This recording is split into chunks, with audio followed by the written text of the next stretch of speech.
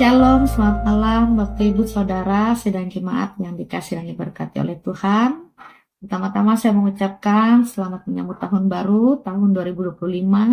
Semoga di tahun yang baru ini kita sekalian senantiasa dijaga, dipelihara dan dilindungi, serta dilimpahi oleh berkat hanya datang dari Tuhan. Hari ini kita kembali bertemu dalam renungan malam Resort GKI Sampit, Senin 13 Januari tahun 2025 bersama dengan saya, Fikari Sonia. Adapun firman Tuhan bagi kita pada saat ini yaitu terdapat dalam kitab Hakim-Hakim pasal 4 ayat yang pertama sampai yang ke-16. Namun pada bagian ini saya akan membacakan ayat yang ke-14 saja. Begini bunyi firman Tuhan. Lalu berkatalah Deborah kepada Barak, bersiaplah, sebab inilah harinya Tuhan, menyerahkan Sisera ke dalam tanganmu. Bukankah Tuhan telah maju di depan engkau?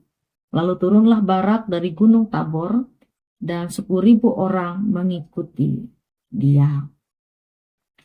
Hari ini saya mengambil tema, yaitu tindakan dan keputusan Tuhan.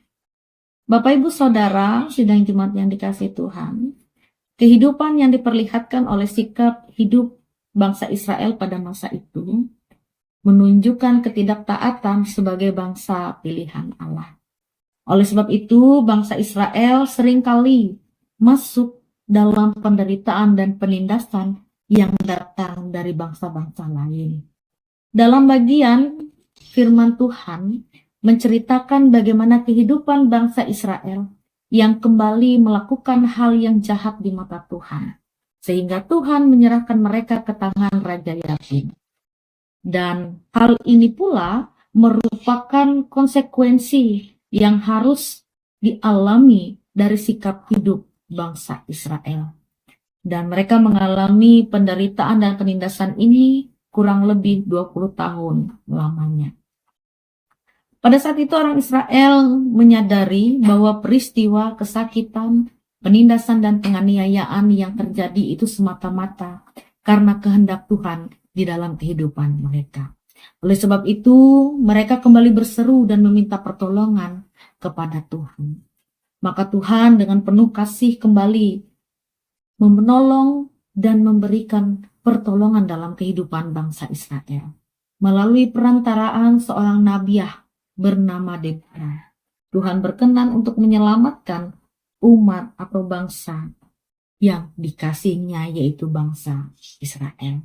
Tuhan ambil andil untuk memimpin dan membuka jalan keselamatan, serta memberikan kemenangan dalam kehidupan bangsa Israel di dalam perang.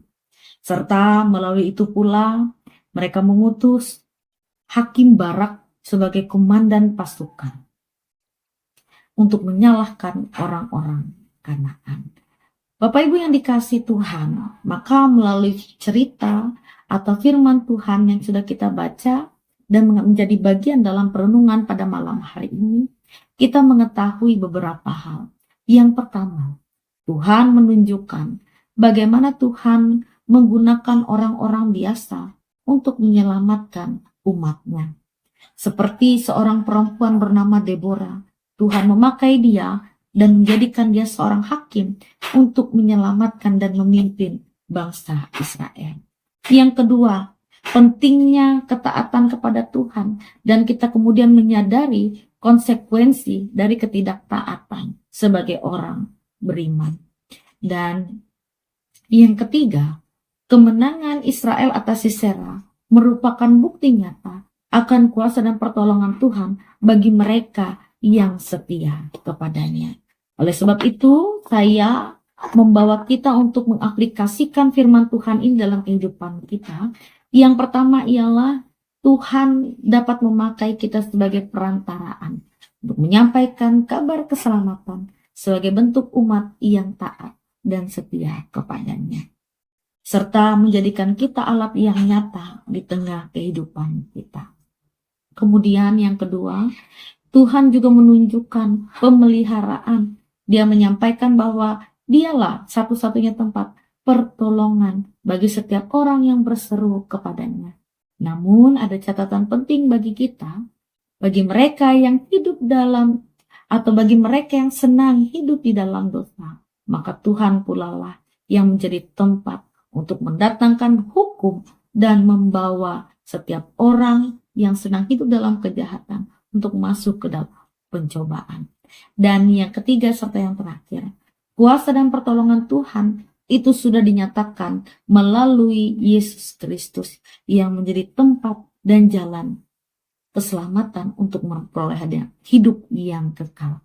Oleh sebab itu, marilah kita senantiasa hidup berpengharapan, hidup yang senantiasa mau dibenarkan, dan hidup bertekun hanya dalam kasih Tuhan.